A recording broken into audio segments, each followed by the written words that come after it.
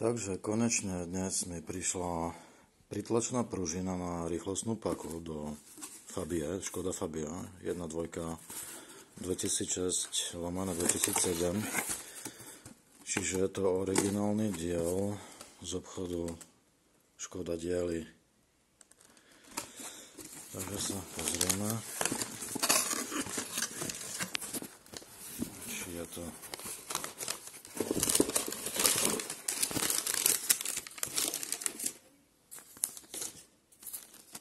áno, je to presne ona. Presne je to. Presne pružina na rýchlostnú paku, vlastne, ktorá drží neutral. Ona vlastne udržuje rýchlostnú paku v stabilnej polohe, aby nebola labilná, čo sa vlastne teraz stalo, keďže sa odlomil. Ešte je to ona. Áno, odlomila sa jedna časť starej pružiny, čiže vlastne musím to vymeniť, aby vlastne tá rýchlostná paka bola v stabilnej polohe.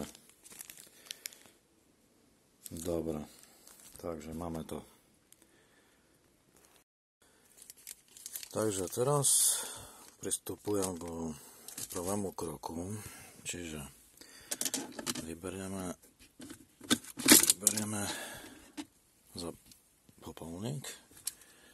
Tak. Čo mi to vypadlo? Aha, to je šrubka z toho. Musíme vykročiť tieto 3 šruby.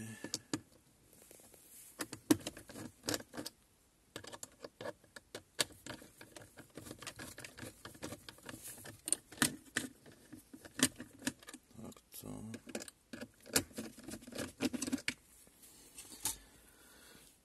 No, najprv by som vybral asi z tejto strany.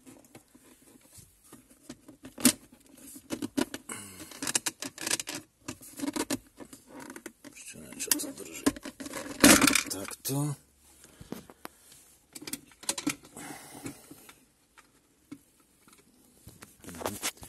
Musíme odpojiť konektor a tým pádom sa dostávame k systému rýchlostnej páky.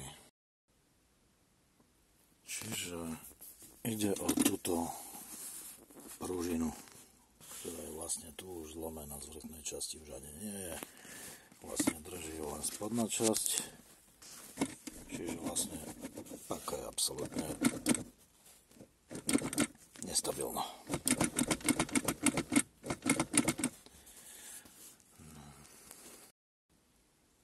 V podstate ona vlastne neplní už žiadny účel, je tu k ničomu.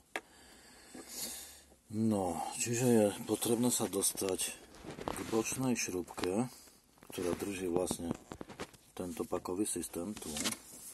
To je toto. Je tu jedna šrubka, ktorú treba vykrútiť a v podstate len vymeníme pružinu.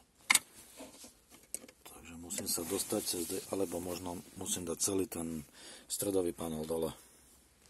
Uvidíme, čo z toho nastane. Na to, aby som sa dostal k tejto bočnej šrubke, musím vybrať celý ten stredový panel. Tu sú vlastne len 2 malé šrubky, ktoré ho držia, tie som už ako vykrútil a teraz v podstate dvíham celý systém hore. Nejak musím sa dostať ešte k tomuto spoju. Niečo nám tu drží ďalšie.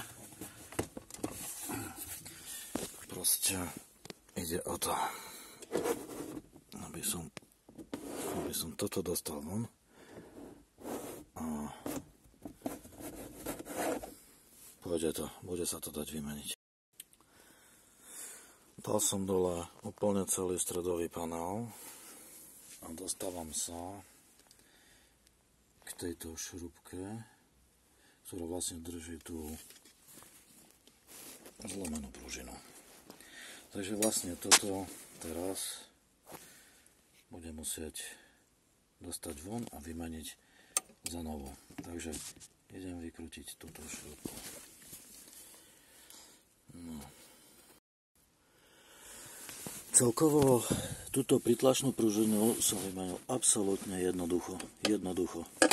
Tu je stará zlomená, z ktorej ostala len jedna strana a druhú som len nasadil starú som dal dole, túto som nasadil proste a dolná časť má byť hore a horná časť pružiny drží paku dole.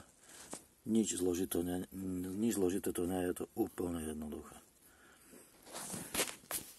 Takže takto vyzerá zblízka. Takto musí byť pritlačná pružina rýchlostnej paky na Fabii, aby proste všetko fungovalo a teraz je to už OK. Je stabilná. Je to v poriadku. No, teraz nahodím držiak bočný, tento taký malý systém, vlastne je to robené na jednu šrubu. Iba na jednu jedinú šrubu. Toto musím paku, aby bola stabilná. Tak, a tu nasadiť šrubu. A je to. No. Z bočnej časti z boku túto malú šrubku nasadíme.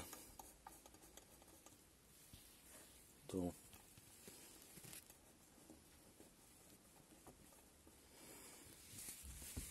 Dotiahnem šrubovakom.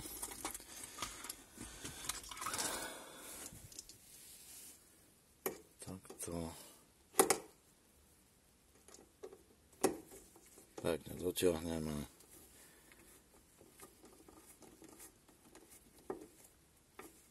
A je to. Pritlačná šrubova, teda pritlačná pružina na Fabii je vymenená. Paka je úplne stabilná.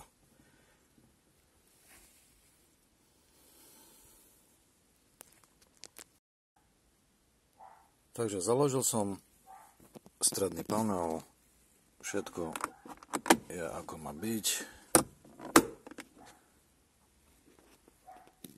Ešte zoberiem raz do záberu pružinu, ako má správne byť. Takže horná časť pružiny ide dole, dolná ide hore, aby to vyvíjalo tlak proste na celkovú rýchlostnú paku a už nepohnem. Je úplne stabilná. Proste nič. Tak to má byť. Pritlačná pružina na rýchlostnú paku na Fabii je vymenená. Nebolo to nič zložité, keď to v podstate zhodnotím. Išiel som zase do neznáma v tejto veci, ale keby som vedel čo ako, celá táto výmena by trvala hodinu. To si trúfnem povedať, že za hodinu by to bolo vymenené. Je to originál.